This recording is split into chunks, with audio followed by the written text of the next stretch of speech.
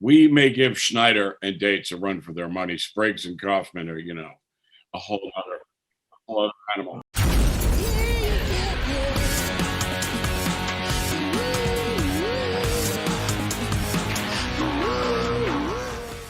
Ladies and gentlemen, Mr. Glenn Kaufman. Oh, that was good. You should be an announcer. 25 minutes past the big hour of 5 here at KMOD. I like it. Do you want video?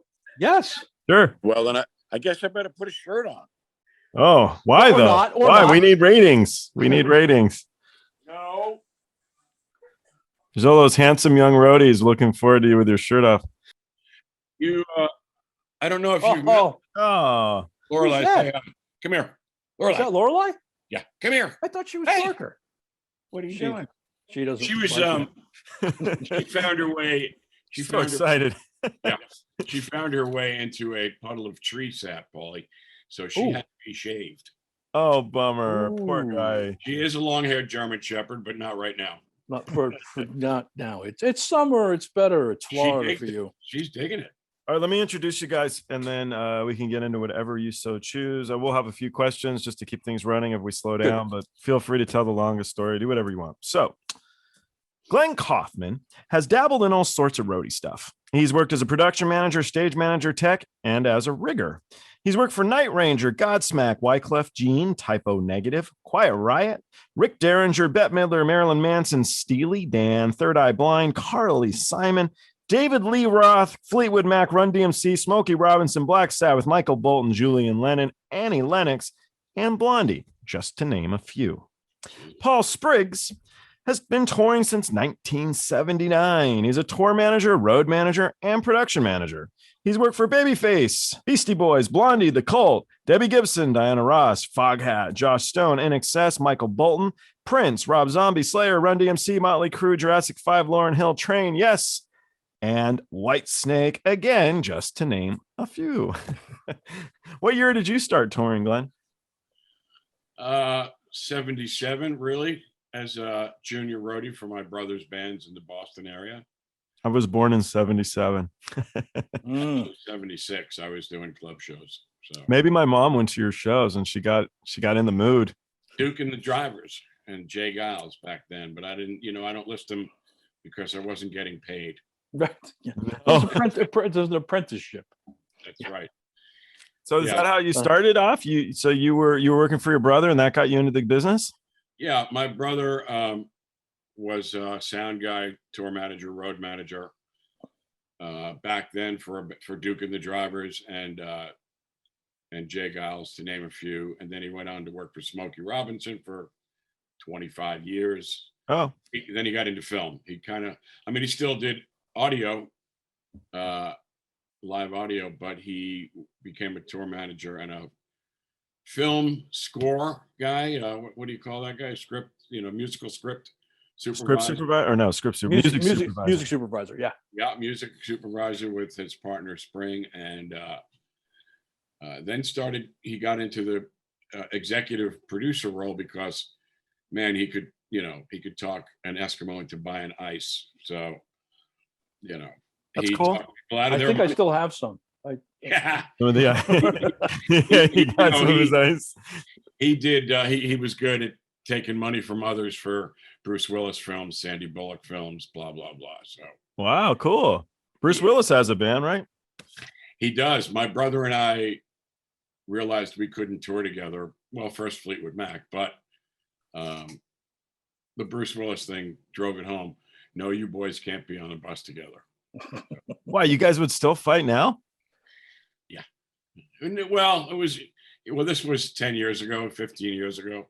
And we always fought over, I'd steal every lighter he ever had, and he'd steal every t-shirt I ever had, and brother stuff, Yeah, I never toured with any bro. I toured with STP, so I had the two brothers in the band. Yeah.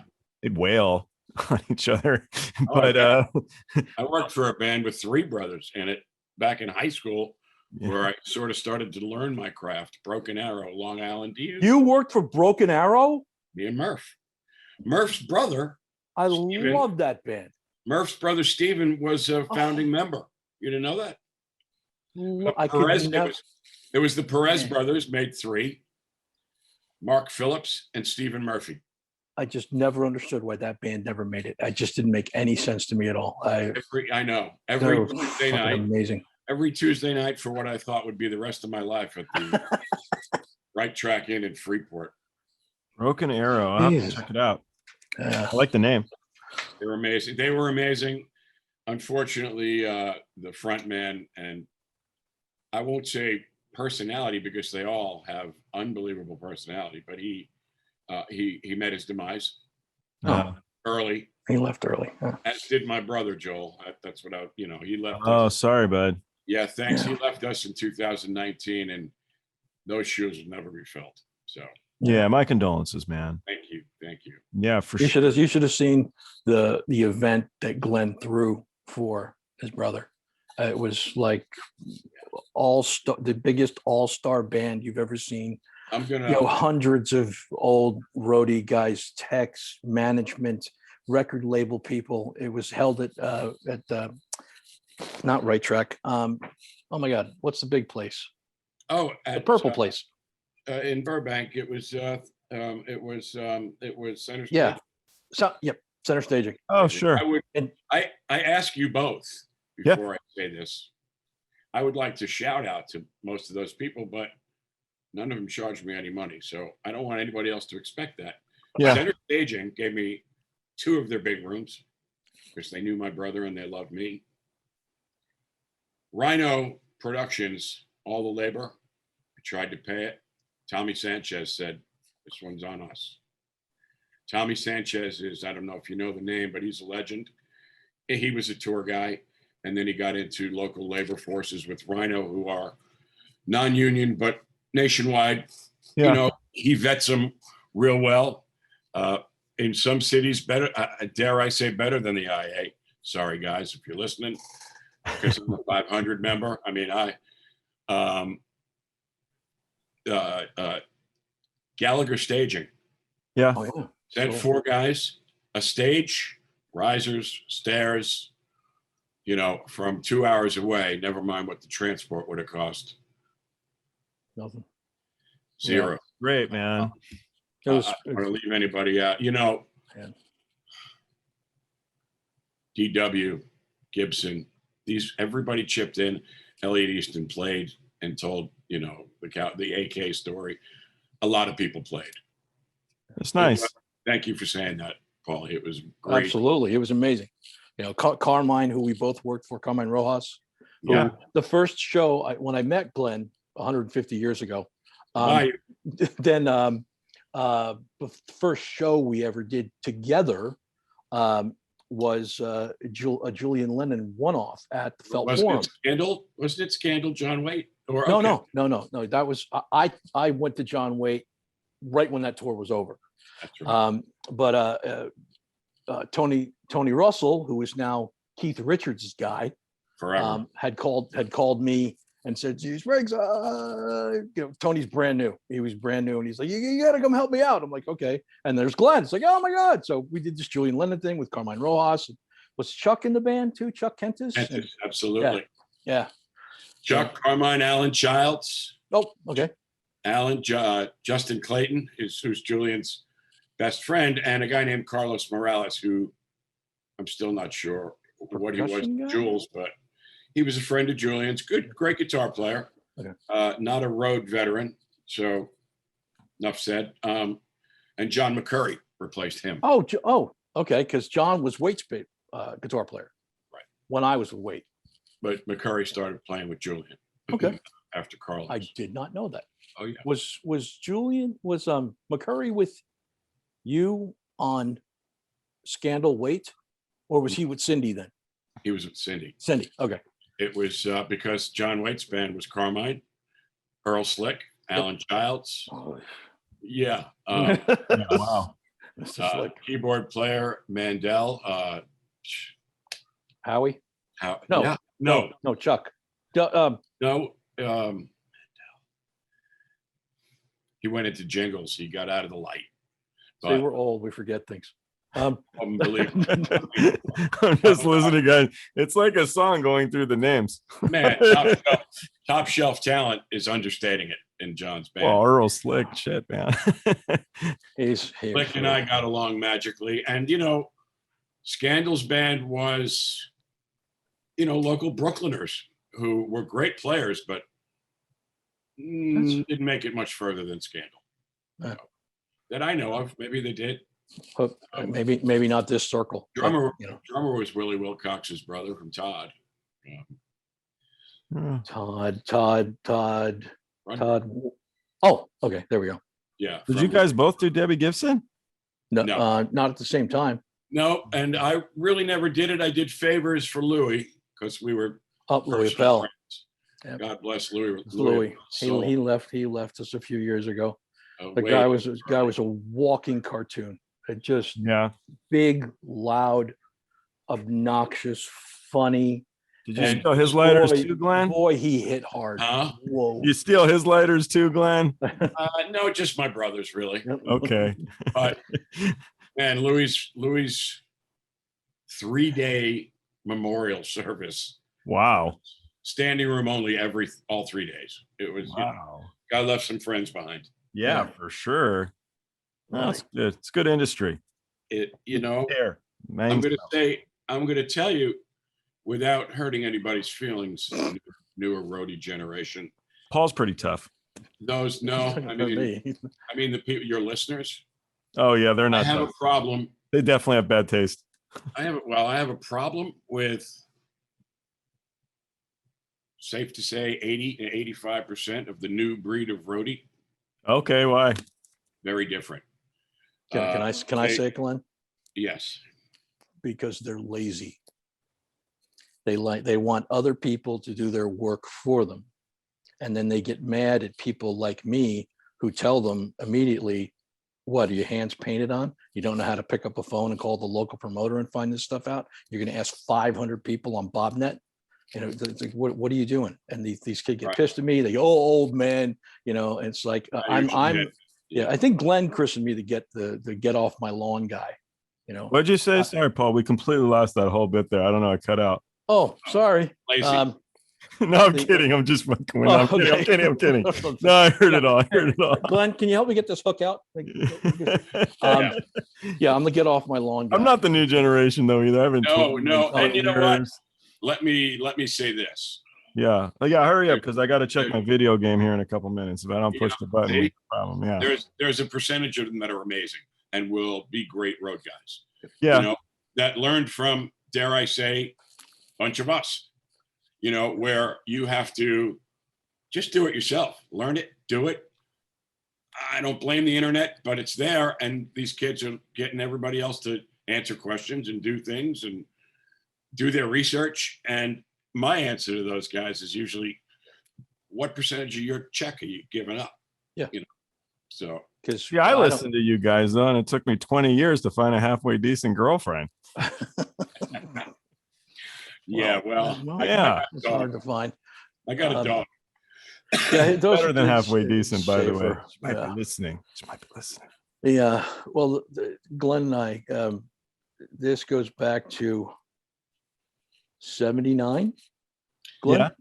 Yeah. At an amazing rock club in Washington, D.C. called the Bayou. It's gone now. Okay. It was like the place in D.C. And Glenn was working for Robin Lane and the Chartbusters, and I was the sound guy. And I was the sound guy for this local band called the Puppets that was doing support. Okay. And my girlfriend was like the backline tech. And, I was just expecting a day of, extreme difficulty in dealing with these, Bobby Schneider was he and the crew was you and Bobby, right? Yeah, that's it. Just the two of you? Yeah. And so a well-oiled machine. So our engineer, Rob Rosati. That's right. Okay. Well, I couldn't remember if Michelle actually showed you her boobs or not, but I just asked her to coax things along and grease the tracks, to see if I would never forget. At least get a sound check. River here for sure. It's funny. Schneider told me, I talked to him earlier. I said I was going to do this. He said, don't talk about hitting on Spriggs' girlfriend. And I was like, I think it's the other way around. And I think he sent her. Yeah.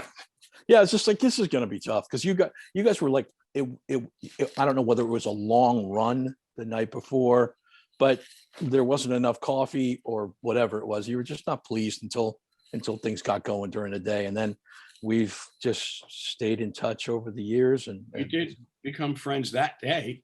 Yeah. So All right, here's a question for you guys. So you guys have both done tours with big alcoholics and whatnot since you've been sober or never have been drunk. Is it irritating to deal with these guys when they're just so blasted and you're kind of like, man, I'm so over this shit? I'm going to tell you a story now. Sorry, Paulie. Did you No, go. Where, that's what we do. We are file cabinets full of stories and T-shirts. And, but I don't want to cut up. Paul's got good stories too, man. Well, we got time. We'll listen to Paul for sure. Yeah, and I'm going to use his name. Everybody I've ever toured with had at least enough, even if as screwed up as they might have been, drugs, personality, whatever it was. And by the way, personality, I never wrote off as an asshole. I wrote those guys off as wanting to get what they wanted to get. Their names on it, their records, their music. If they want this thing to move 2 inches that way, okay. Yeah. Not a problem. That's why we have jobs. Anyway, I will mention the only guy that was ever really a waste of fucking flesh, in my opinion. Pretty aggressive for a guy who doesn't drink anymore. Yeah. His name is Brian Warner. Okay. AKA Marilyn Manson. Oh shit. All right. I actually never really got fired from tours, or quit tours, but I made him fire me. Really? How do you make someone fire you? So the story goes like this. I was a stage manager on the Manson Slayer run, the Manson Europe Festival run. It was almost a year, me and Jeff Perrin. You knew I did that with Jeff, right?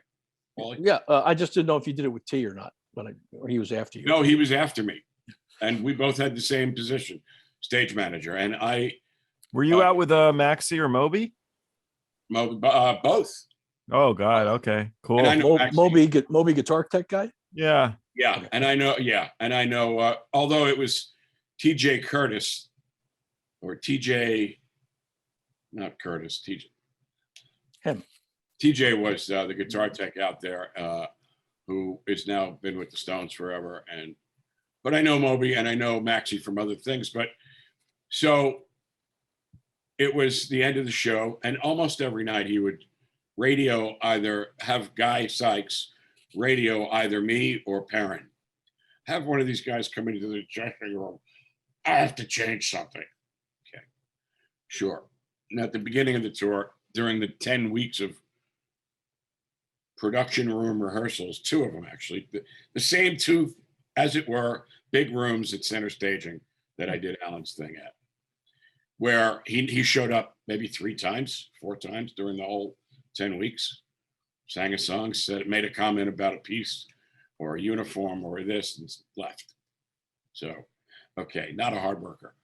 But probably the 9th or 10th month of it, the radio goes off, guys like Kaufman, he needs you in the dressing room. And I said, can it wait? Loadout is just beginning. I'm a stage manager, remember? I'm looking after his money, overtime, crew, this, that, the other thing. I'm a little busy. Now he needs to see you now. So he had something to say about a gag. I don't know. Does it look funny when you're looking at you with the camera? Anyway, so. I don't think it matters. Everybody, it's hard to take your eyes off, Paul. He has this, yeah, it's true. He has this pulpit thing, this Hitler Nazi pulpit thing. He climbs up and does a Reichstag speech, kind of deal. And I thought everybody had one of those on the stage, but okay. Got a lightning bolt on it and blah, blah, blah. Podium felt a little unsafe tonight. I went, well, same sandbags, same anchoring system as every night for the last 10 months I've been here. Well, we got to change it. Okay. Can we have a meeting about this any other time but now, boss? Now, in the rehearsals, we were told never, ever call him by his real name. It was Manson. It was sir. He would even be okay with boss, obviously. So I said, boss, could it, wait? No, we got to talk about this now before it looked like he was meant to say before I finish this other half a bottle of absinthe, but and do this next quarter pound of blow. So I don't have, these aren't real. So Good. Toward the end of the conversation, I pulled him out, dropped him in his drink and said, Brian, I got to go. I'm working. And I walked out of the room. And 6 seconds. Wait, you dropped him in the absinthe? In his glass, yeah. What did you drop? I went back and got him later. That was for the wow factor for a guy that you can't wow. And then I called him by his real name, Double Punch. 6 seconds after I walked out. So you did the loadout though with no teeth? No, I went back in a couple minutes later after the radio call. I didn't say anything to him. I just grabbed him and left. What was the radio call? Go get your fucking teeth. So the radio call was from Guy, and he said, "What'd you just do, Kaufman?" I said, "Don't worry, my work box left this afternoon." I knew it was coming. And so I got fired. I made him fire me. I wasn't going to quit. But if there was ever a tour I was going to not finish, that was it. That was the one. Were you a fan of his music, or you don't even care anymore, or whatever? No, that's not true. That's absolutely very important to me. It always has been. If I can't tap my foot or, then I'm not even interested. Money's not an issue. I got to not be, God, this sucks. Although I have been. And it's not the whole genre. It's, again, certain individual artists that I won't name. But the hip hop thing was never, it was a business. That was a you're at work kind of thing for me always.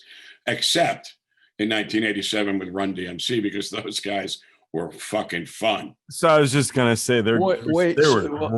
You were with DMC in '87 because I was the Beastie Boys production manager on License to Ill. Right after '87. No, right, you ran the tour where DeBella lost his teeth. No, he did that on Aerosmith. Oh, okay, you're right, but no, but he was on that tour, and that was before me. Yeah, that was also Jeff Tizzano. Oh, so the end. Oh, Spit. Oh, I love Spit. Yeah, he was great. Oh. I have a nuts. I don't know if I'll tell that story about Tizzano but those guys, man, hip hop was fun. It wasn't kill this guy. I got killed. This guy's dead. Fuck this guy. Fuck the police. Yeah, it was fun. Yeah. And the bill, no, it was right after License to Ill, yours. It was Jeff Perrin was running it. And it was Public Enemy with Griff, who got in trouble almost every other city. EPMD, and it was a little duo called Jazzy Jeff and the Fresh Prince. Oh, neat. Will would later become what he is now. And Jazzy's still around, but those guys were sick. Will's a cool guy still. He's one of the nicest guys ever. He hasn't changed from his DJ. Like when you see him hacking around on TV or like interviews and stuff, that's what he's like. Yeah. Because he was on Def Jam 87 with, a million other. Right after the LL Cool J. And he's had such a cool career, man. He's dabbled in so many ponds. It's neat to have that much life. And it tells you that if you're basically a good, decent human, you can have anything. You could do just okay. It's totally true. I mean, you never hear anything bad about that guy, really. Like Keanu Reeves, nothing really bad. Love his movies. I mean, I love Will's movies. All of them. They're just. Me too. Yeah, there's certain actors. I was talking about this recently. There's certain actors that it works. Yeah, I know I'm going to like the movie because that guy's in it. It's going to be all right. Right. The Bad Boys thing, the scripts are trash, but they're fun. Him and Martin are fucking. Martin Lawrence is hilarious. I could watch him all day long, those movies. So remember, so they had that TV show, Martin, and then he was like found naked running down the street or something, all jacked up, and I'm like, hell yeah, he was. I love that guy. Whoops. Yeah, what happens to these guys? I don't know, but yeah.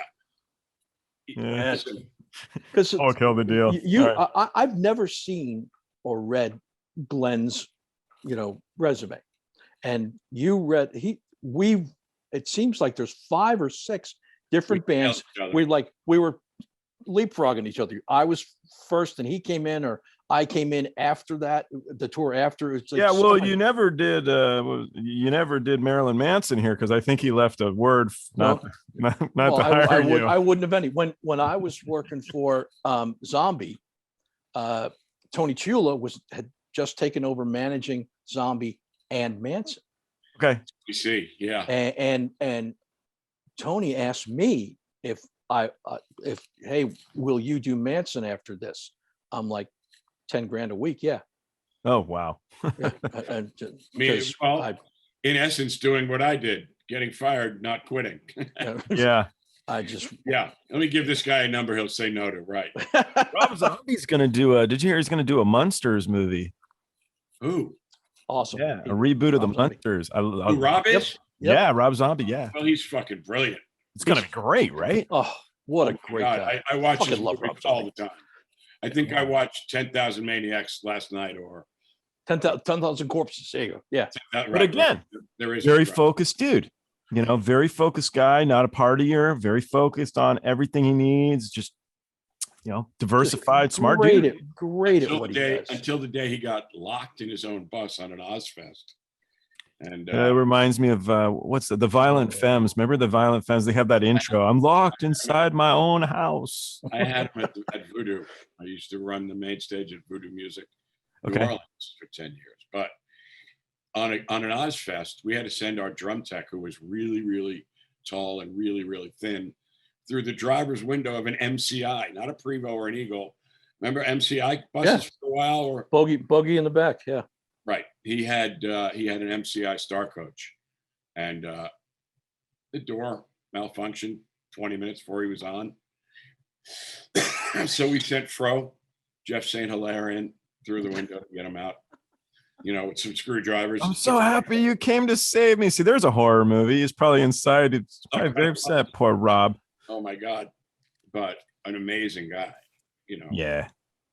Killer music. You know who else? Yes. And the whole leapfrogging thing, you know, I did Manson and did what I did. And a very dear friend, I'm sure you heard the name, Joel, Todd Confessori, once in your life, or T-Boy.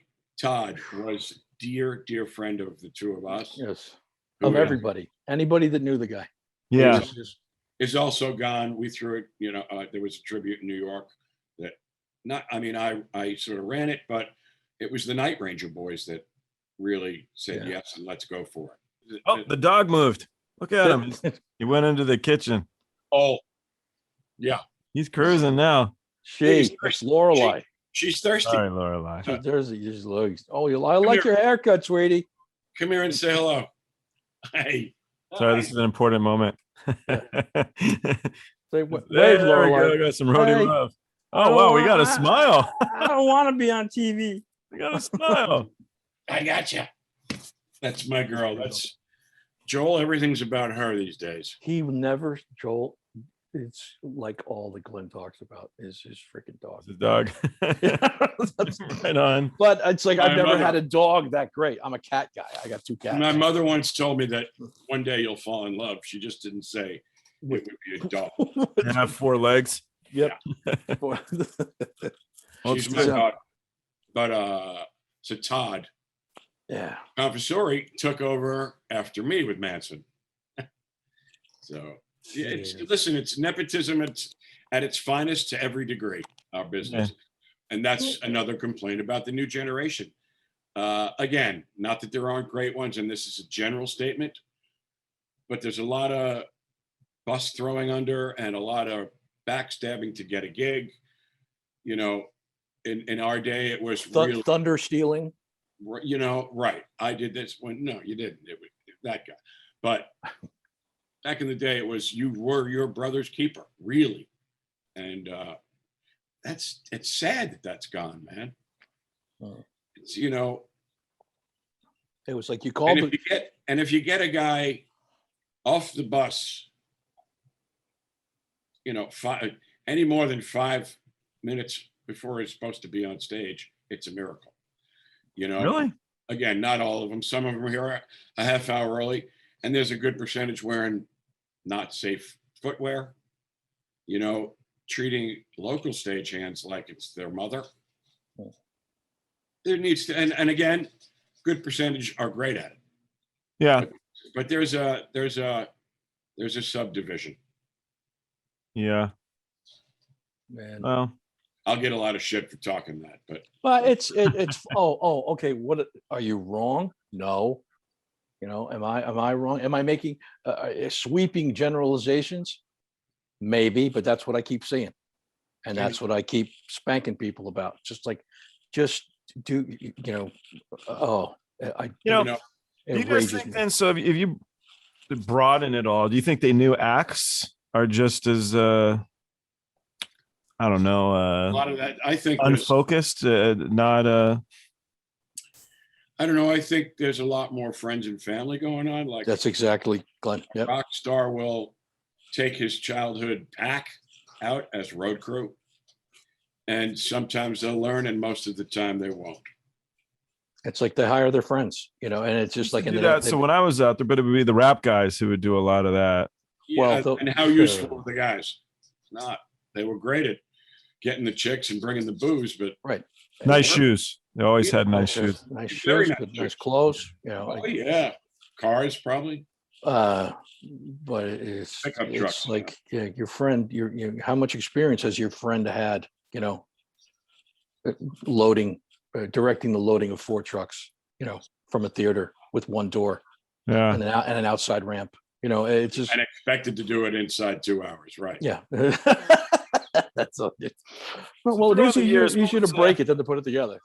What was the most exciting tour you guys were amped about before you began the tour? So something that came up where you're like, this is going to be, and it could be for the crew guys or it could be the act. It doesn't matter. Just something that was about to come that you just remember being riveted. Like, this is going to be so awesome.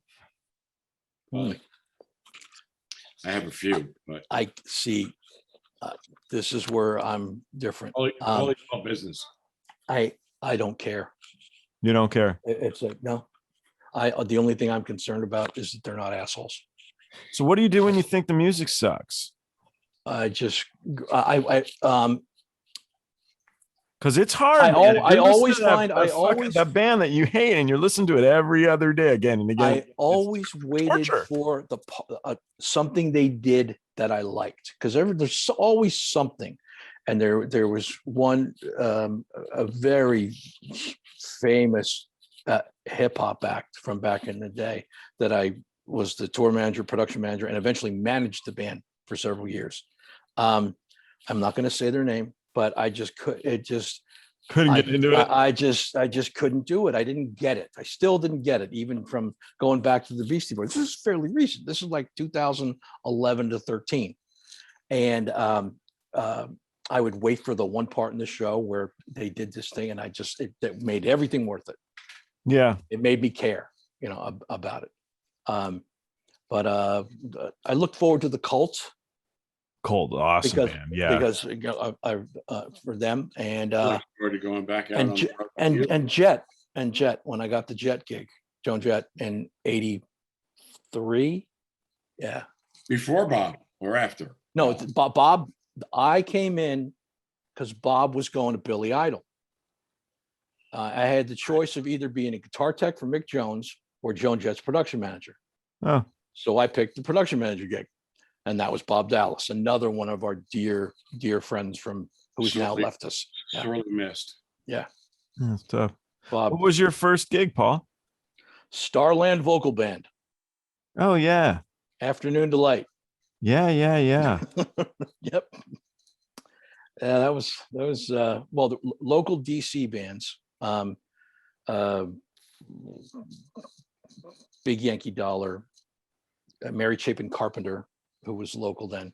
But she did her demo that she got her deal on was done in my basement studio, because my roommate was John Jennings, her guitar player and producer. So it's just an incredibly small world. It's really, but I wouldn't want to paint it.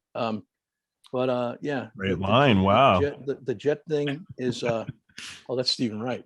No, I know. And we were Oh, talking about okay. Steven right before we started here. Funny motherfucker. Fucking A, right? Paul and I were going on for a few minutes Oh, back and forth with the Stephen Wright one-liners. and Joni, we both loved baseball, she was, Orioles girl, and I was a Mets guy, so She was badass, man. I liked her. Still is. Man. Yeah. Still is. Yeah. I'm sure. I mean, I as of 2015, when I officially retired with kidney failure. Yeah, well, forced retirement. Tough to be on the road and on dialysis 3 days a week. Yeah. So, but Joni and Night Ranger used to double up, and her and Kenny is still out there, Laguna, and he's sorry, Kenny, still has bad breath, but what a guy.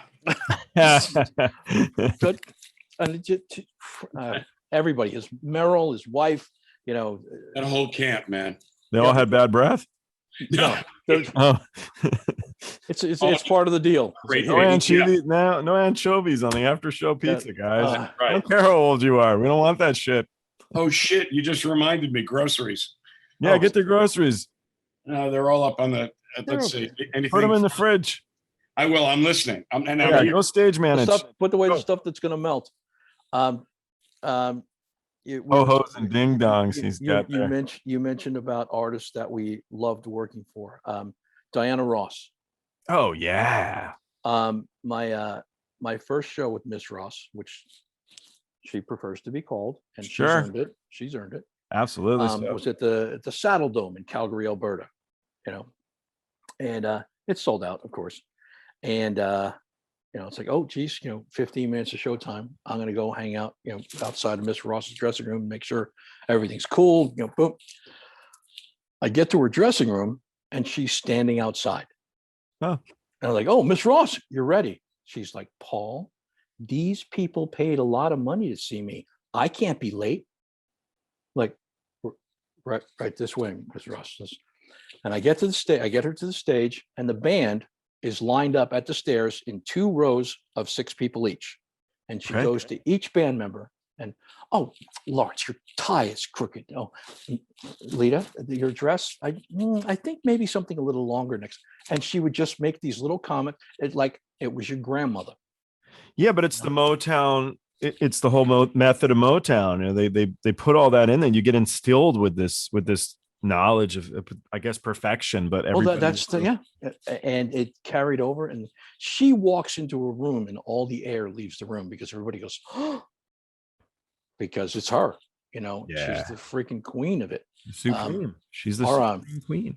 Oh, our drummer got really sick in Dayton, Ohio. Had to go to the hospital. Miss Ross was flying in. I picked her up at the airport. Larry's in the hospital. She's like, do you want to go to the hospital first, or do you want to go to the hotel?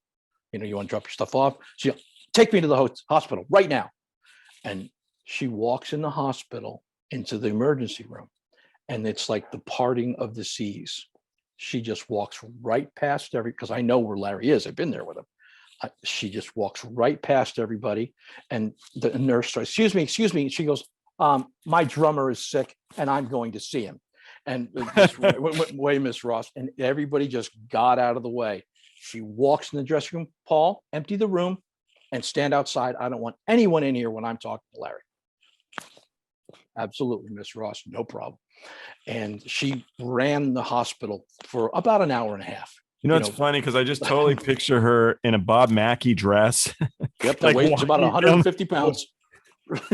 Walking down the line and telling everybody what to do, like it's a chorus line or something. You out, you go. And she, Larry thought he was going to get fired.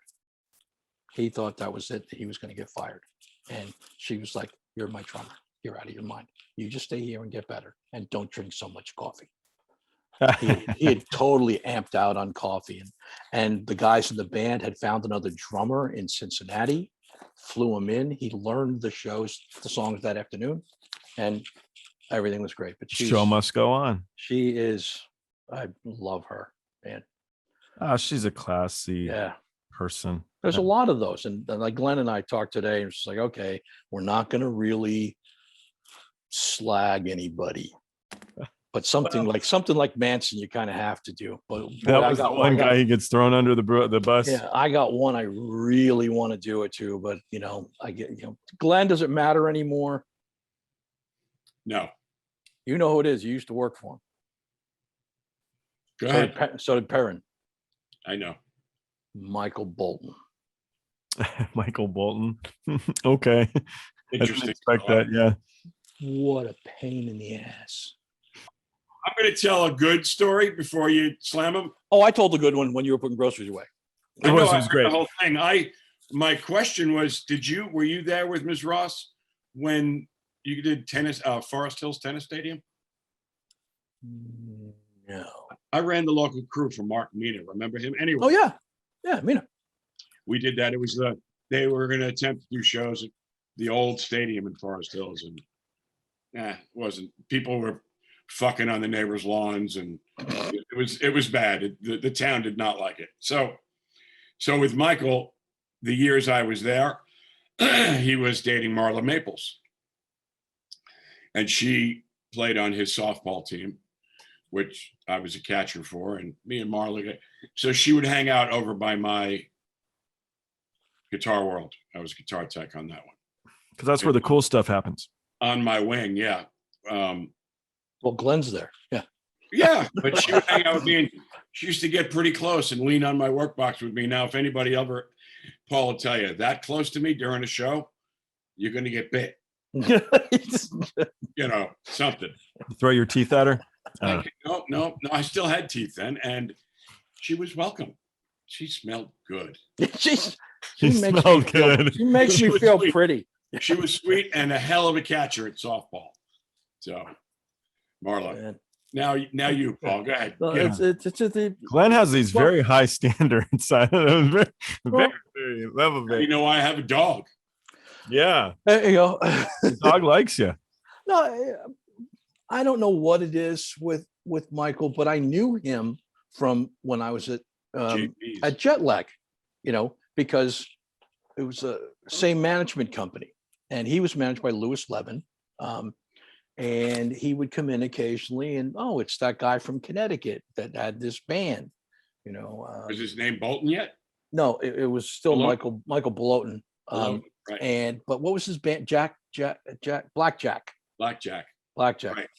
And Sandy Gennaro was the drummer. Right. He wanted to be a shredder bad. And Michael Bolton did? First album was a rock album. His very first album. It's huge.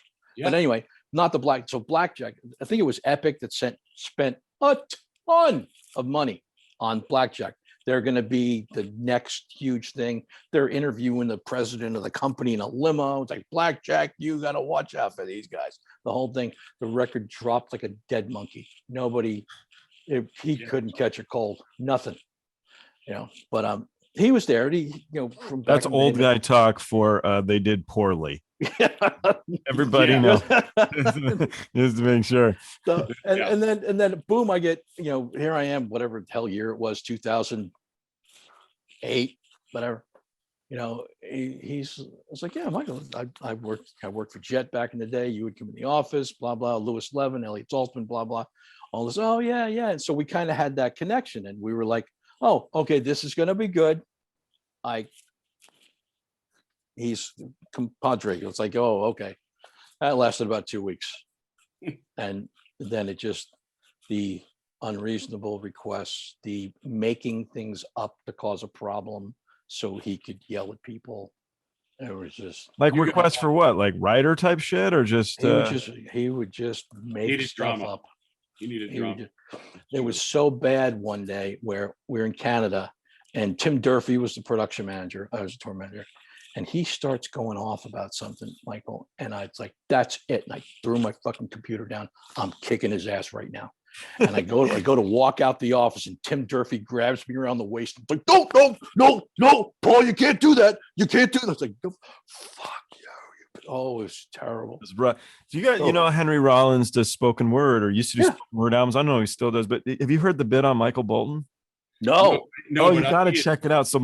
So he being Henry Rollins went to the doctor for singing, and the guy treats like Ozzy. The guy's got gold record walls, just great shit. Like all these people that Rollins thinks is great. And then Michael Bolton. he's kind of like, so he said that he goes into the office to talk to the guy about his throat. And the guy's basically like, what do? You got to stop screaming. Your throat is a mess, man.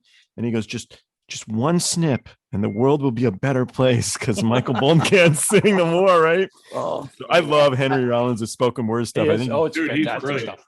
Fantastic stuff. He's the guy that wrote that thing. You know, the thing you see on production office walls, Glenn, you know, like about the, you know, don't be an asshole. This crew has been here since that's the right. day Rollins began, thing, you yeah, know. be nice to Right. these You, guys. Right. you should get their pay and they should get They yours. should get yours. Yeah. Yeah. I always him? liked He that wrote guy. Hmm? Is he the originator of that? Henry Rollins, yeah. Yeah, he wrote that. I never knew that. And you know what? More respect, brother.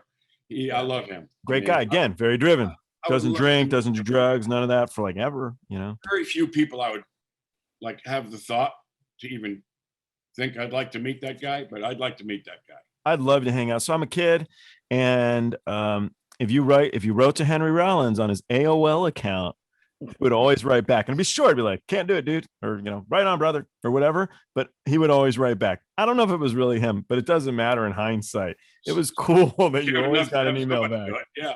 Yeah, neat That's guy. awesome. Go ahead, Glenn. You got a Bolton thing. Well, we got more Bolton bashing. He had Well, a good. No, he had a good one. Apparently. I was gonna. Well, I do, but I was gonna ask you. You got along with Steve-O, right? I'm still lifelong friends with Steve Milo. Oh, Stephen Milosevic, brilliant, and his, Yeah, wife, his Milo, wife yeah. at the time, Ronnie. I love Ronnie. Oh. I still speak to both of them, just not at the same time. Right, you can't because they're not married anymore. I know, but they try to still be friends, which is good.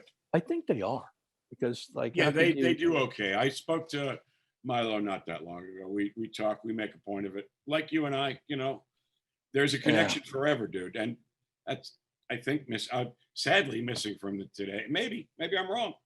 Maybe they're making those connections, but the other Bolton story wasn't really just the softball stuff. How this is a revelation to people that don't know. Maybe he'll sue me for it. You know, we used to do softball games on the days off with, you know, for radio some stations. charity, whatever, radio station charity. And it probably wasn't even a secret. He was so serious about ball that he brought in ringers. Michael paid like, you know, 5 or 6 ringers per game to come in and just kick ass. Like pitchers, like professional baseball players, or who were they? Just minors, you know. Guys I just picture like Wade Boggs or something with a like a beginning fake of his career, like, right? thing on or something. Someone knows, comes in a maybe. burqa. You're like, who's under the burqa, man? Okay. Yeah, right. Exactly. Pete Rose. I brought Pete Rose. Yeah, but and I was the catcher. I mean, he brought guys in that I would just not try to catch the pitch because it was burn me. You know, softball. Boom. Hey, it's not. But the ball's not soft. What? He was, you know. I guess I'm saying he cheated and he was serious about softball and winning. I mean, he was just. I was never so happy for a tour to be over as that one. All right, I'm gonna switch. I'm gonna switch it up. I'm gonna switch it up because I'm gonna ask you about someone who I think is also a nightmare, but I love her, and it's Bette Midler. I think I love the songs of Bette Midler, and I was gonna bring her up when you were talking about Diana, because that's the same classroom. Oh man, I worked for the Divine Miss M on and off for a long time. God, she's so good. You know that moment where she's the last guest on Johnny Carson? If you don't tear up, there's something wrong with you, man. I watch it just when I think I need to. It's a beautiful moment. I love Bette Midler. I love her and her husband. We did rehearsals. They own a building in Harlem. It's gorgeous. 3-story, first floor is hers with a sound stage, really well insulated. Second floor is his art studio. And third floor is half gear for her, half art stuff for him. Cool. Yeah. But she's amazing. She really is. She told me that because it's not just the music stuff. All her film with she's in, it's gonna be good. She always said, "Great job, Glenn." I always call people by name. And I'm very proud that she once told me, out of all the millions of people that have made me tea, yours is the best. Tea's important, man. Tea's important. Joss Stone. Joss, if you forget it. Did It's you do Joss Stone with Davy Kirkwood? from I didn't do the Joss, beginning. Yeah, He did. yeah. And I was- Davy was front of house. Davy Kirkwood was front of house. Brian Hendry was my monitor engineer. Yes, he was The Brian. two Scotsmen. You know, Oh, man. one from Edinburgh, one from Glasgow. And with the girl you were talking about, T. The T is throat coat, 3 bags, wild honey, fresh ginger, and cayenne pepper. Yeah. And it's make a container over for it when she came in for sound check, and she'd finish it right before the show. Jenkins. And what? Jenkins has a recipe like that, Stephen. So there's But, one I was told, and it's gummy bears, and it's Oh, better than yeah. throat coat. I believe that. Yep. Because gummy. Who is it that does What do the you gummy mean? You bears? just drop Ian. them in hot water? You drop the Um, gummy bears in hot water. Asbury. Can I think do is the that with one my that- weed gummy bears? Oh, geez. Give it a go. Tell us tomorrow. You if won't it have a works. sore throat. Well. I mean, this Glenn, we could each spend easily a week telling story after story of Yeah, you're going to have to You stop. got any good ones Funny. about Michael Hutchinson? when I worked for INXS. It was after I worked after he was gone, and I did Rockstar INXS. When they the did the Rockstar TV the Supernova thing. yeah, the TV. Well, that was the second season. The first year was Rockstar INXS. I Oh, did you I did did that with- I did Supernova as well. But what, Glenn? I said, and he did that with Schneider. How did that? What was the day? Were you the tour manager? He was production? I was no, he was with Panic Channel. He was Navarro's guy, Right. and I was with Tommy's band Supernova. But with the quick cut to the chase story about Was Delana in your band or? no, Delon, they were support acts. Several of the people who didn't win were the opening acts on NXS. Oh, she didn't win. I don't remember. I wrote a Um, song with her once. And Wow. she I love her. He was great. She could yeah. sing.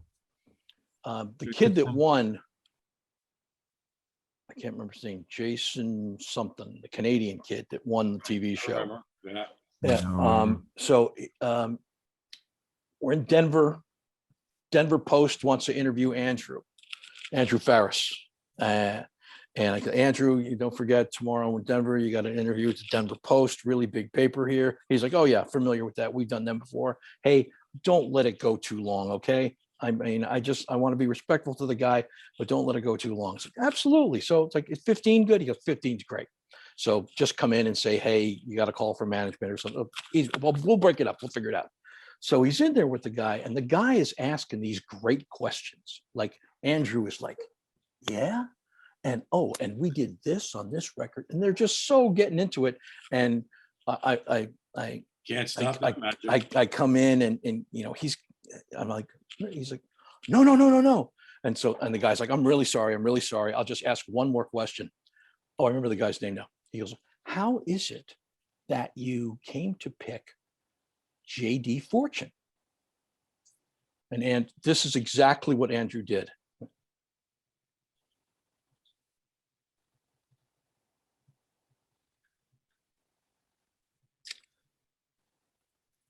We had to pick someone.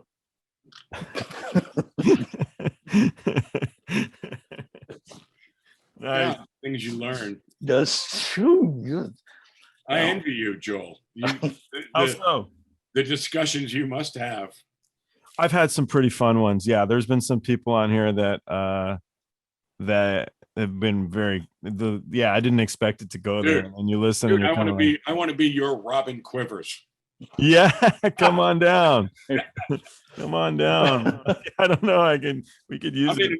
I do have an intern and an editor now. I mean, things are getting big.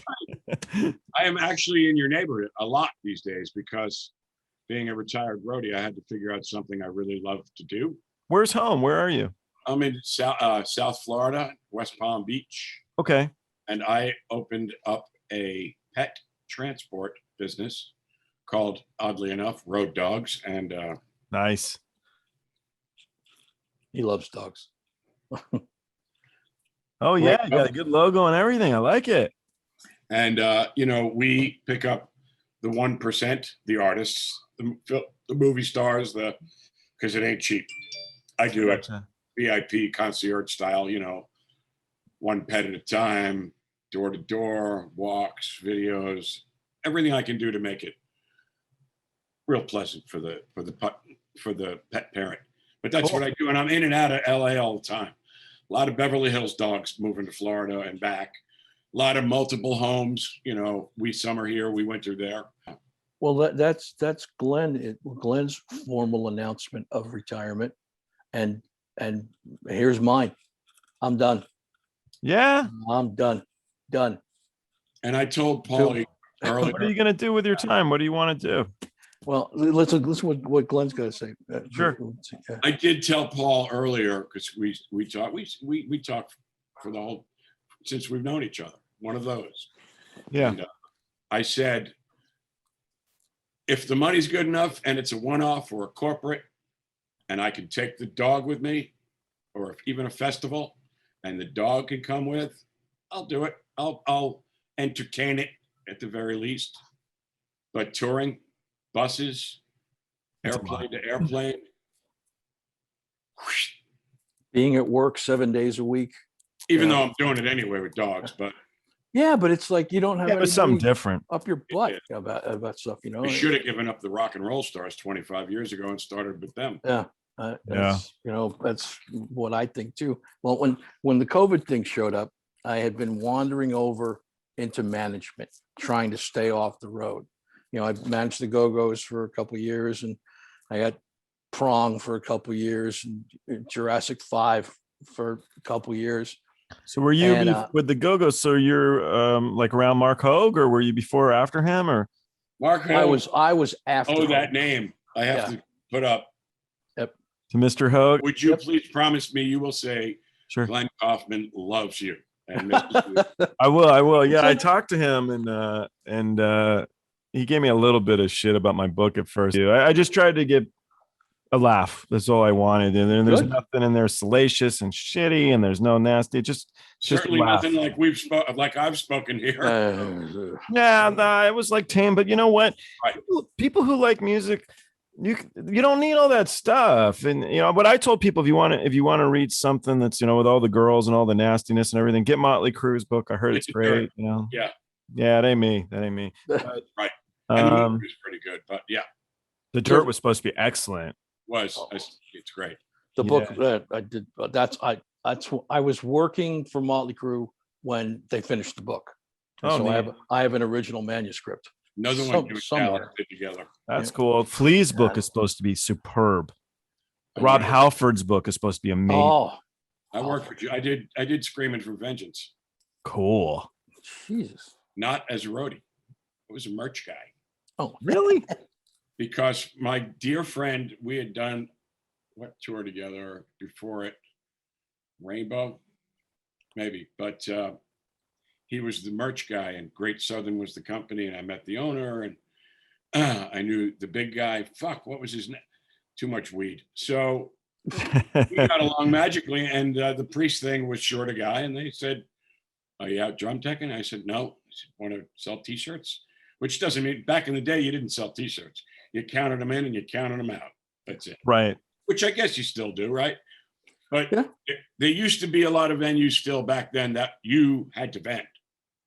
I don't think anymore you do. So. Well, in the real gigs, but in club world and theaters and stuff, they may have a table that they vend, but you have your main table that you've got your person dealing with, which is a little nicer because then you're not paying as much. But it's right. Well, you're a tour manager. You would say if you're going to retire, Paul, what do you want to do? What's your bucket list? Since November, I've been working on putting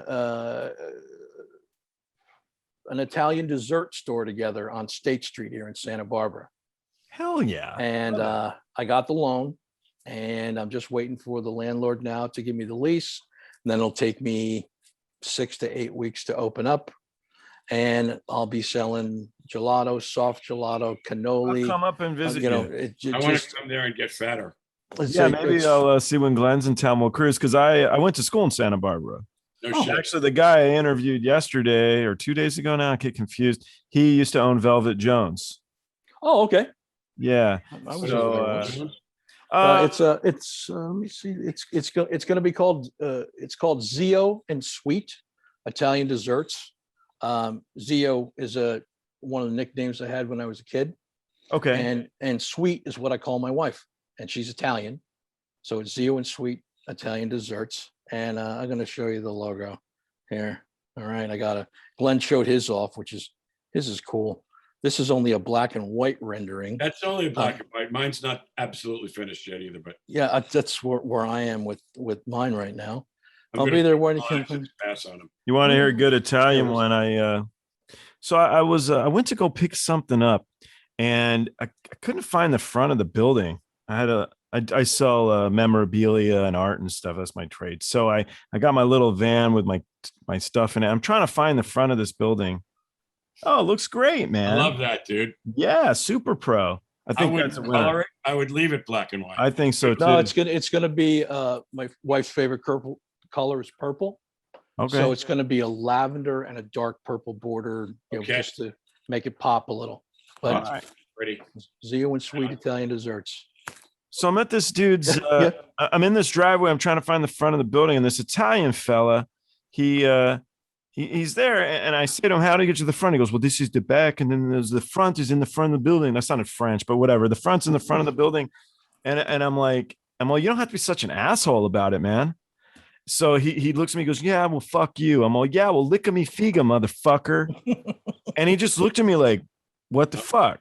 So I get in my van, I go in front of the building, I get whatever I get, and I call my friend who's Italian, and I'm like, "Yeah, dude." She goes, what did the guy do? I'm like, he just looked at me like I was a freak. "Do you know lick me figa means, Joel?" I'm like, "Yeah, it means suck my dick." She goes, "No, it means eat my pussy." Oh, no wonder the guy looked at me like I was a freak. like, I mean, the guy was just blindsided. That's why he's like, "Oh, he's a girl.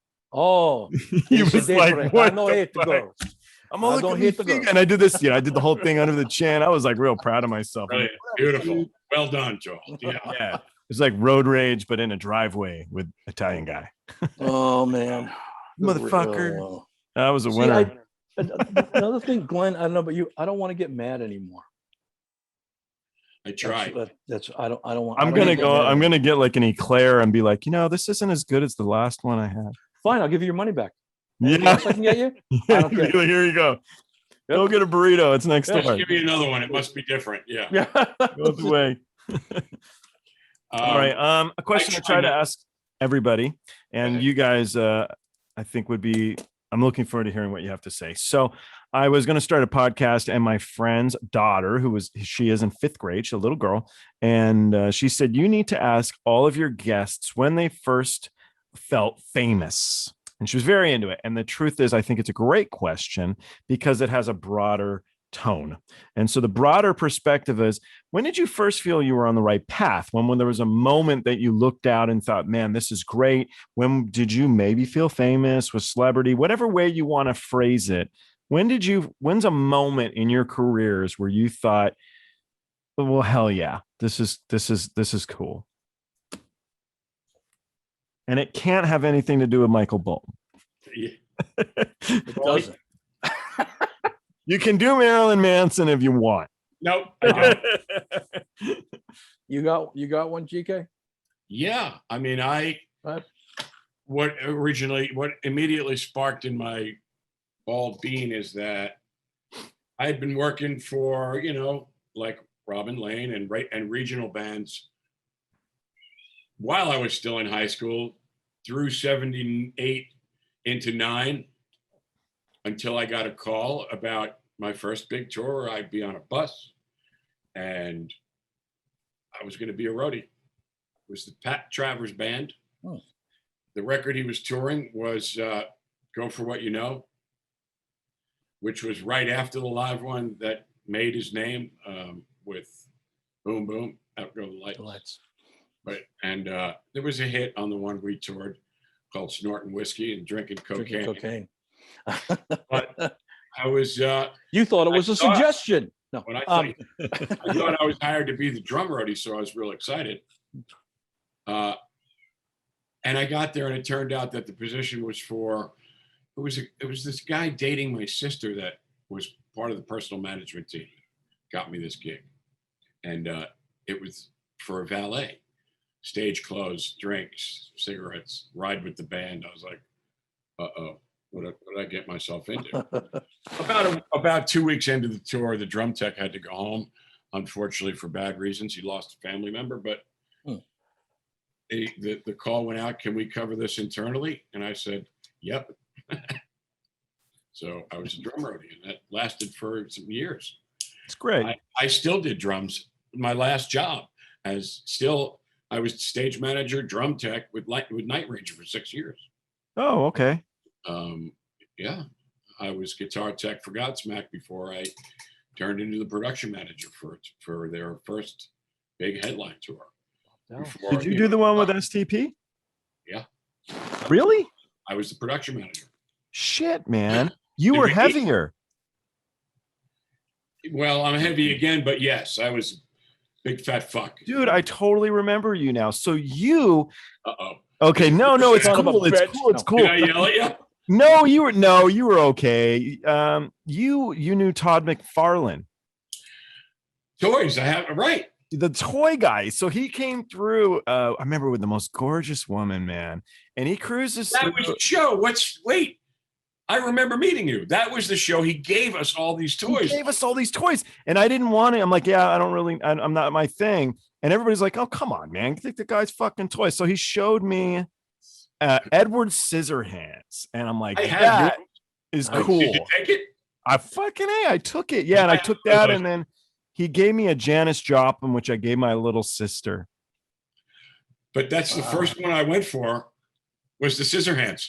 Oh, it's super neat. I still have it. I think I have it. Yeah, I have one here. I got all the Kiss doll figures from him. He was a cool cat. I just remember really like him. And then I got the Spawn comic book. There's like the alternate version special, but it's alternate and special because it's black and it looks badass. It's like totally what any rock and roll guy would want. And I got it, and I got him to sign it, and I got it all like in a hard plastic and graded and all this stuff. But I don't keep much stuff. That's what everybody asks me in the memorabilia. What do you keep? And the truth, I don't give a shit. I get rid of everything. I got a few things. And finally enough, it's the Todd McFarlane, Edward Scissorhands, because it brings me, what do you have from the road? And the answer is very little. I wasn't there to collect crap. So I have that. And I have I got my comic book. How funny. I totally remember you now. So, and I think it's striking me as that was the show in Vegas or was it California? God, you got me, man. I don't remember this. So I had Frank Scrambolone on here, and Frank remembers everything. Everything. He's a trap. It's amazing. So with him, he'll tell you exactly what happened and blah, blah, blah, blah, blah. He's another brother. You know what I call him? You talk to him again, tell him someone says, hey, you're Frankie the Wop, aren't you? Yeah, I talk to him all the time because he's a class act. You know, the nicest about Frank is I was putting together the book, and I called a few guys that are great storytellers just to be like, am I forgetting anything? Can you give me, so like Rigger Dan, you got any info on Rigger Dan that would be helpful for me? You know, the little things that I forgot. I knew it all. Yeah. And Frank was like, first of all, you're using my name in the damn book. You're not switching it. I'm like, okay. And he's all, second of all, I got my daughter in the car. Don't swear again. I'm like, oh, sorry, Frank. But I loved it, you know, because he's still that solid, good dude. Got my daughter in the car. Don't do that again. Okay, sorry, man. Sorry. I kind of had a lot to do with stealing him away from being a company man and becoming or I don't even know if he'd done it before. I'm sure he had. But he was working as on the Crue at an Ozfest. No, he was mixing monitors for Pantera. That's right. He was out as an engineer. He was mixing monitors for Pantera. And the night that Rex shot him between the eyes with a fucking BB gun, another whole story. But yeah, he didn't tell me that one. Toward the end of that, Sully, the singer, so Sully says, how do we keep this guy with us when we leave this tour? Yeah, I can see that. I mean, he's a good guy to be around. And then he became front of house and production manager for Sully and the boys. But Sully was awesome, dude. Your drummer was an awesome guy. Such a nice dude. I don't know Shannon. My Godsmack days were Tommy Stewart. Oh, an amazing drummer. I don't know what happened. interband stuff that even if I did know, I wouldn't talk about. But quiet guy, nice guy from what I remember. You know, what I liked about them was he would do this whole thing of, I'm doing the best I ever did. I'm doing the best I can do. Like, it's like 25-minute version of this song. And it was the best part of, so when you were said the moments you love, so I did like Godsmack was but definitely you have the moment you don't, let's say the band you don't like, but there's a moment you can leech on to. With Godsmack, he'd come out and Sully would play every instrument, do 20 minutes or whatever the song lasted, and you'd be watching like, oh, come on, fuck yeah, right? Come on, look at this, Yeah. Oh, it's amazing. And he was amazing. And he's such a good dude. So I'm the tour carpenter, and I don't know how to do shit. And Sully was like, hey, I don't need you to help me with shit. Which tour did you do? That tour I was with STP, Godsmack, and Disturbed. With me? With you. That's what I'm saying. That's where I got the toys. I didn't realize you were on the. I thought you were. Well, I didn't realize it was you. That's why I was saying you were bigger. That's fucking. Now I do. Now I really remember you. Yeah, I was 20 something years old. But yeah, Sully knew. I don't know. Maybe he didn't know, but maybe he just did it. But he got from me. He's like, I just need a hammer and some shit. I'll fix it myself. I don't need you. I was like, oh, okay. I gave it some. Remember, they were getting the Buell motorcycles on that tour. That was the big deal. I still have my Buell shirts. Right. Yeah. Yeah, and then he'd have Jenna Jameson flying. I remember, and I just remember looking like. I have to tell you that story. And anyway, go ahead. No, tell me. So yeah, with Jenna, I'm like English. I don't want people touching me and stuff. And then she didn't give a shit. So she'd come up and rub up against it, and I'd be like, get away. And she'd be like, was Tracy still her assistant? Brunette Tracy girl? Adams. Yeah, like pretty good looking. We talk every week. Who you do? With Tracy. Yeah, she's great. Oh. Tracy Adams. And my Jenna story is fantastic because what do you got? Whatever shit, I guess it was Cleveland or Toledo, where she's from. And the assistant on that tour, I won't call her my assistant because she was just everybody's mama. And bloomed was she the redhead? No, that was the Chili Peppers. Jessica Cammett, or we called her Rabbit, Jessica Rabbit. She now owns a $5 million horse farm up the road in Ocala. But yeah, was she a redhead girl? No. No, I mean, I don't. She might have changed it a lot. Maybe for the tour. Okay, yeah. She had interesting hair, but she's a blonde and she's beautiful, and she's the real and genuine and amazing with two amazing kids. But so she come. It's one of those days, Paul, as a production manager already. I don't know, locals not doing what they promised, whatever it was. I was in that Kaufman mode, which is why if I screamed at you. I must have been. No, I don't remember you ever doing. No, I was probably in a great mood that whole tour. I was getting laid left and right. Anyway. Yeah. I forgot. Jessica walks in to the office and says, "There's someone on the phone you probably want to talk to." I said, "Who?" She says her name's Jenna Jameson. I said, "That one?" She said, "Yeah, she is." I pick up the phone and I go, "Yeah, I'm Jenna Jameson too." Well, the real ones, please stand forward. If you're you, I said, if you're you, show up with knee pads at the backstage door at 5:00.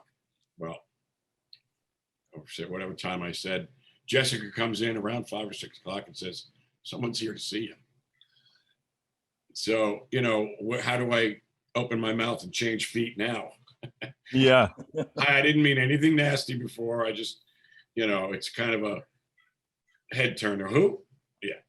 And we became pals. And then I met Tracy, and it really was her. And her and Sully got along magically. Yeah. Wow. Great gal. Music was made. Yeah. Great gal, Jenna, down to earth.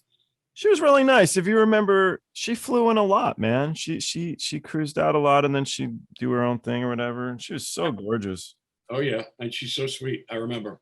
Yeah, nice person. I remember you on the wood crew, on the screw crew. Yeah, I was the guy who didn't know what the hell he was doing.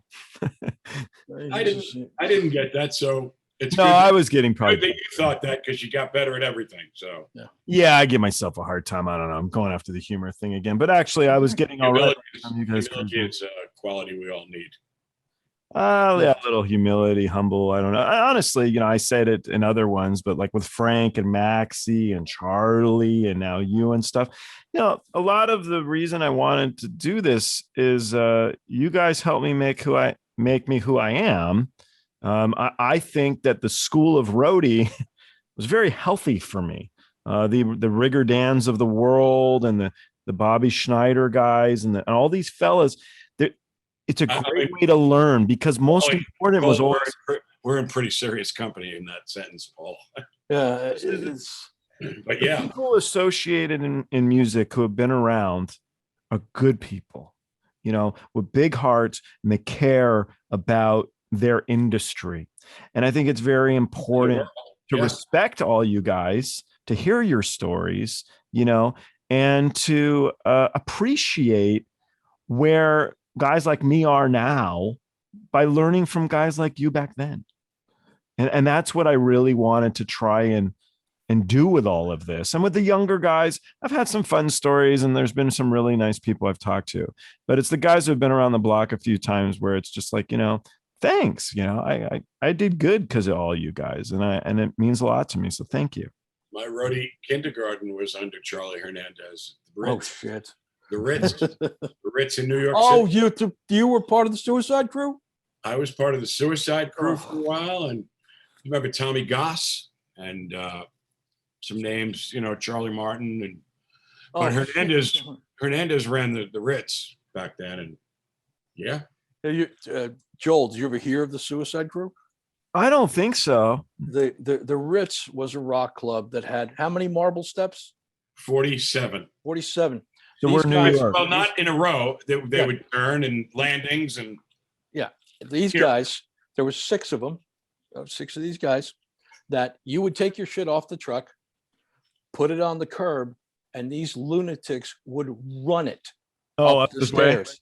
Yeah, just like no matter what it was. Now some of the trips took all 6 guys for one piece, but like bring this like a CP80 in one case, a half and half case. Or a Hammond just like, and I'm at the bottom of the stairs feeling bad, but like, this is what they do, and they were incredible, and just the cut to the chase, no bullshit. It's a rock show. We don't have to do this. We get to do this.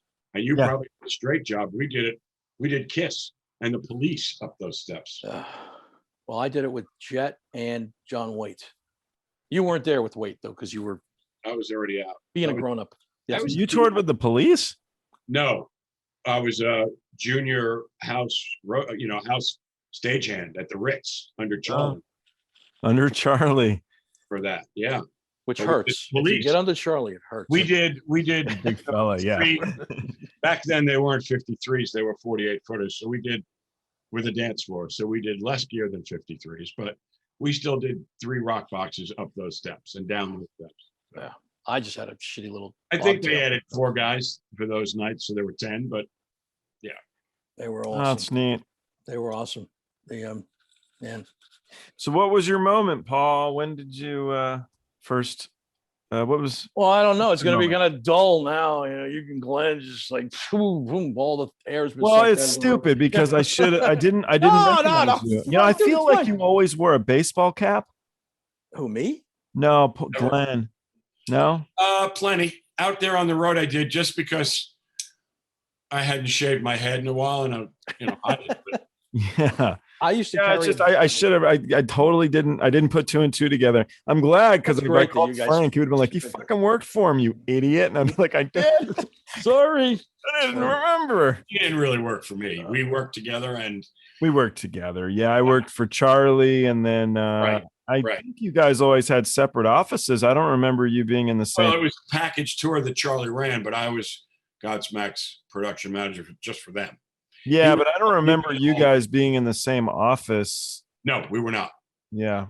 I think maybe once or twice we were, but Charlie always found me, just another one of the old timers who's just that decent of a human being, Is that Hernandez you talk about? Charlie Hernandez? Yeah. He was cares about everybody involved, Yeah. So I would walk in and there would be a sign, Godsmack production. on a good sized office with plenty of power and lights and a couch and a desk. And I was like, whose tour is this? Not mine. You know, the thing I liked about you guys was I got a shitload of swag. Everybody was cool. I got all these great shirts, long sleeve, You short. got that shirt, didn't you? Yeah, it's the one I have. It's right there. It's right up there. But I'll never wear that I have. It's in brand new condition. I have a couple that are like new. The long sleeve ones, for whatever reason, are like new, but they look cool, man. They look cool. You know, that's Sully's hand. Oh, is it? Wow. See, the things you learn. This is an important part of life. You know what? That's not 100%. It's either Sully or TC. They both, you remember Tony, right? Security. Yeah. They both did it and both had pictures of it. I'm not sure who was the winning hand model, but it's one of the other. Yeah. Yeah. Anyway, Paul. Over. Well, I was gonna take a nap, but no, we're reminiscing on garbage that no one cares about. Sorry, you guys were on tour together. No, come on. It's a toss up.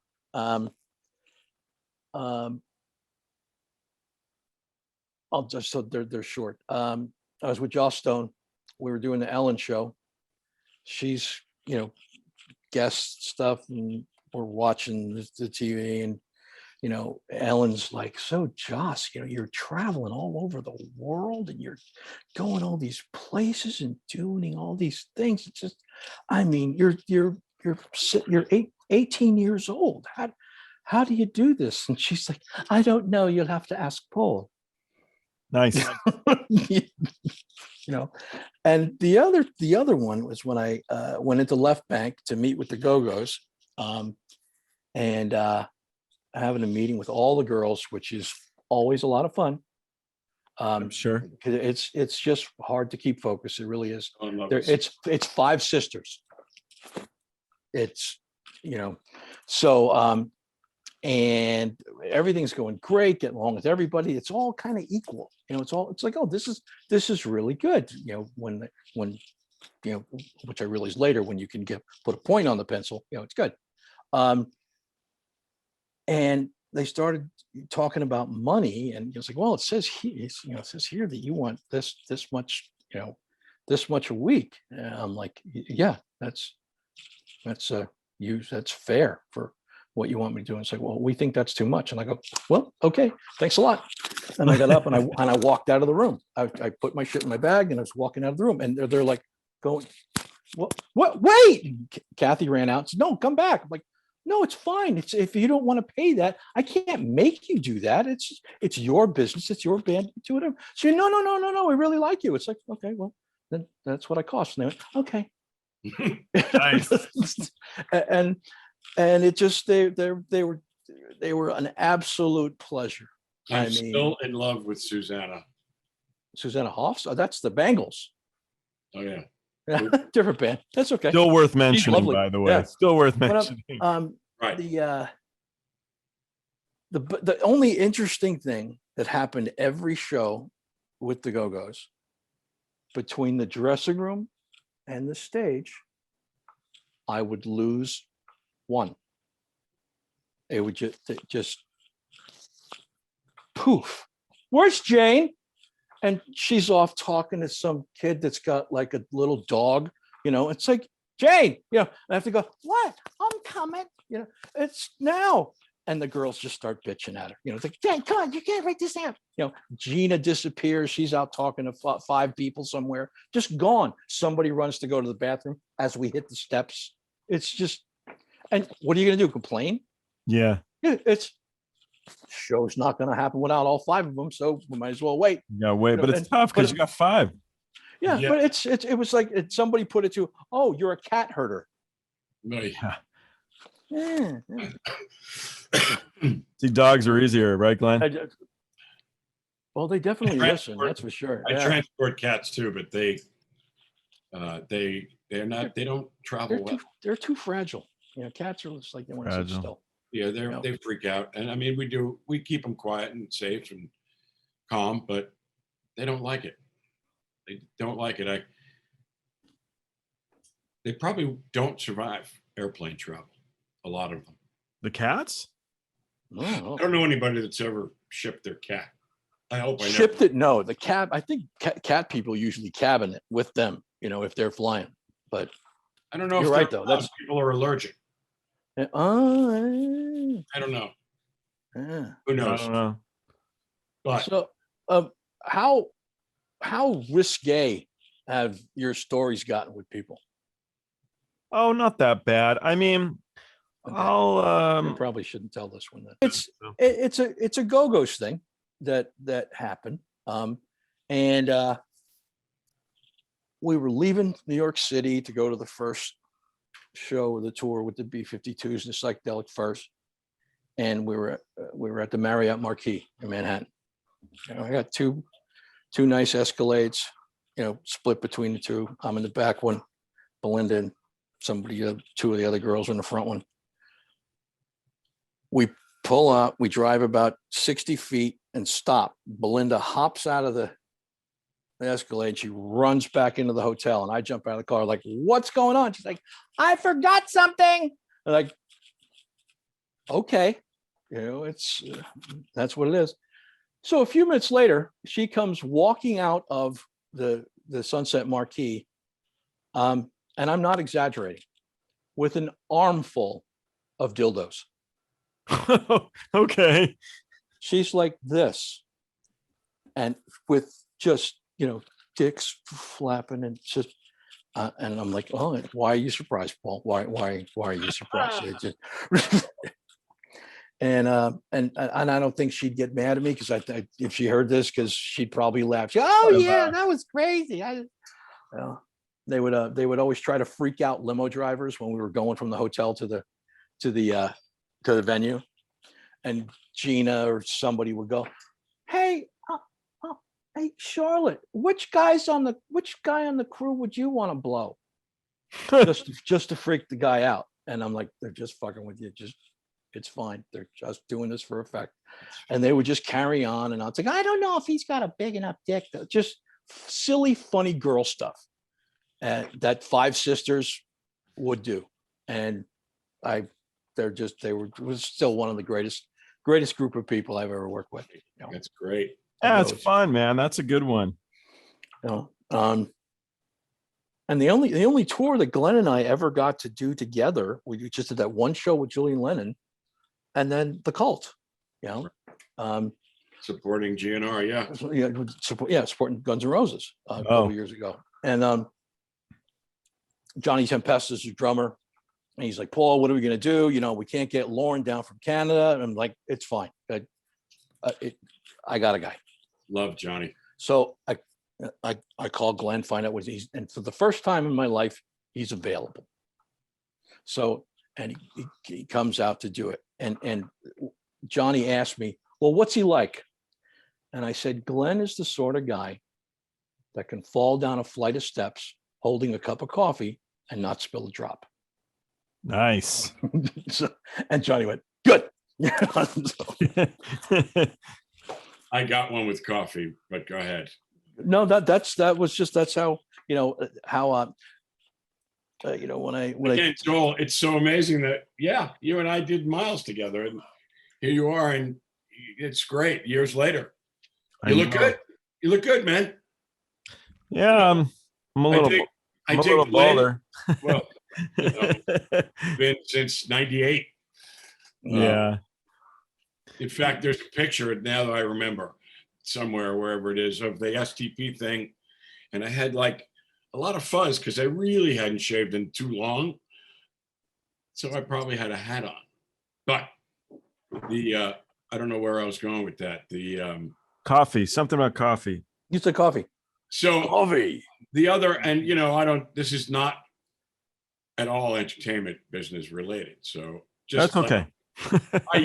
My 2020 was very weird. Like I said very early on, I died twice. So I did a benefit at the Beacon in New York that I've done before, and it's causes near and dear to my heart. And it's called We Deliver, God's Love, New York, We Deliver.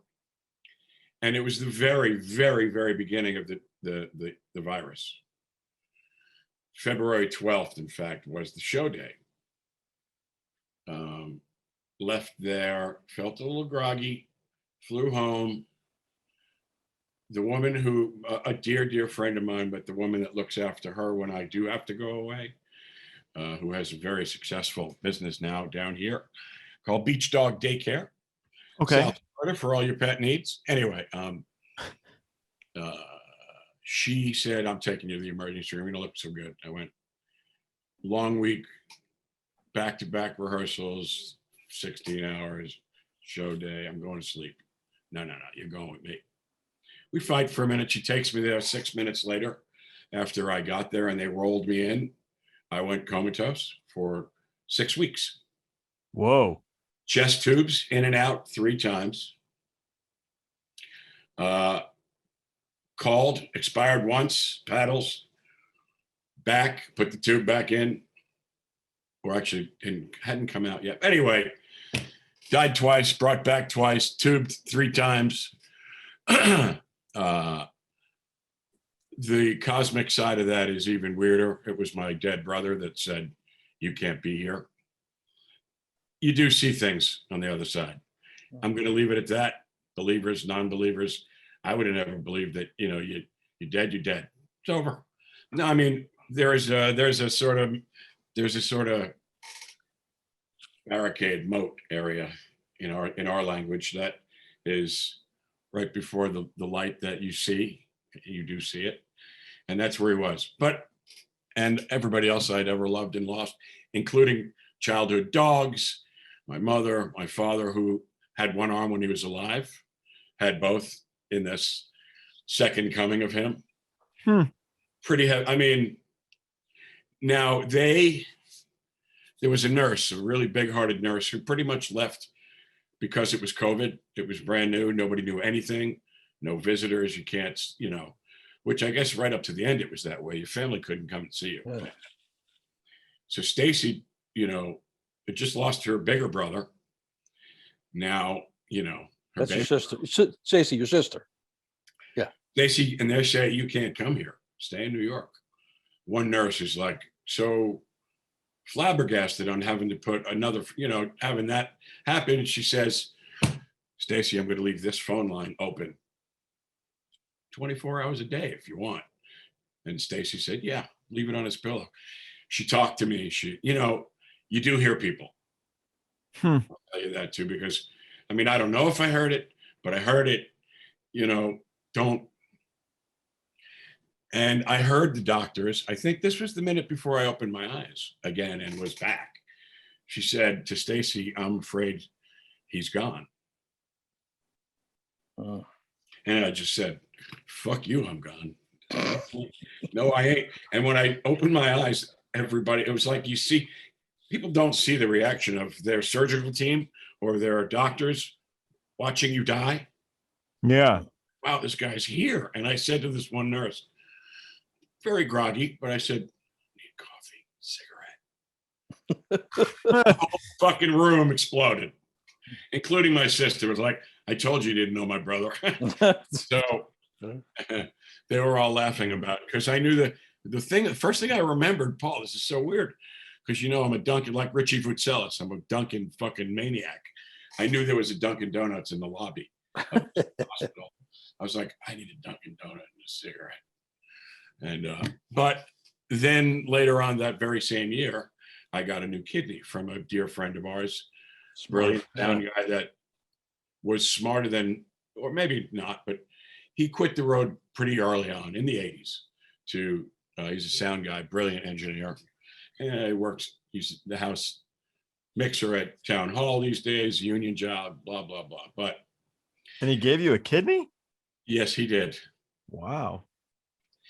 And this coming September, which will be a year later, we're going to marry off his daughter, my goddaughter, in beautiful Tuscany, Italy, in a vineyard setting. So I'm still here. Yeah, that sounds awesome. Yeah. There were a lot of people. I don't think I've still read all the shit that social media had going on for me. A lot of people, I must have done something good. So yeah, a lot of bad, but we all do. Well, Did Marilyn Manson write anything? He did. He did. He wrote, "Can I have your teeth when you're gone?" See, no, that's he love. didn't. You're lying. That's love. Did he write that? He's lying. Okay, he's full of shit. I did a radio interview with the Gator guy, the South Florida Rocks guy, Castellano. Paul Castronova, and I said, I caught it from Ozzy. And he said, Ozzy was on that show. I said, no, but I'm blaming him anyway. So Just to keep it moving. Hey. What else, Joel? Come on. More? Oh, I don't know. Easy stuff. More. What do we got here? All Easy right, let's see. Slayer. Hanneman, what a freaking sweetheart. Kerry just kind of serious. I was Hanneman's tech. You're Hanneman's guy? Oh, beautiful guy. Dave, just happiest guy in the world. Tom, just making everybody think. I think my existence there was without Lombardo. It was the sub guy that was in there for a minute till maybe it was Dave. I don't know. But yeah, I've slept since then. Yeah, it seems like I met Dave for the first time somewhere like on an Ozfest when he was dating the porn star, whatever her name. Why does everybody date porn stars? Status? I wonder. I don't know. I mean, I dated Peelers. I dated Peelers. That was fun. Oh well. I wouldn't say I dated him, but me and T-Boy certainly shopped in those. Oh my God. Did you guys do that models shit too? On Prince. Was that Joel? Shoe models. Yeah, me and Todd we're good at the shoe show. The shoe show. I mean, it was like every day off with T on Prince. He's just like, come on, let's go get a steak and go to a strip club. We used to go in Texas. I think we went with you guys in Texas. To Pantera's place. Yeah, to Clubhouse. Yes, we did on that tour. That's right. I plead the fifth. And God bless him, Vinny VIP'd the shit out of us upstairs. Yeah, it was cool. Yeah. Oh, so you got free drinks, huh? Free drinks. the bulk of the Coca-Cola. The bulk of the tens Vinny had moved upstairs for us, Vinny and Dime were two of the sweetest men on the planet ever. Yeah, it was a good time. Did you guys do, did you do a train with Thomas O'Keefe? Yes. Tom brought me in because Tom was my bass tech on Rockstar Supernova because Johnny Colt was the touring bass player. And Johnny Colt was the bass player in Train. So that's how that connected. That's how he dragged me into that. That's going to be edited out. No.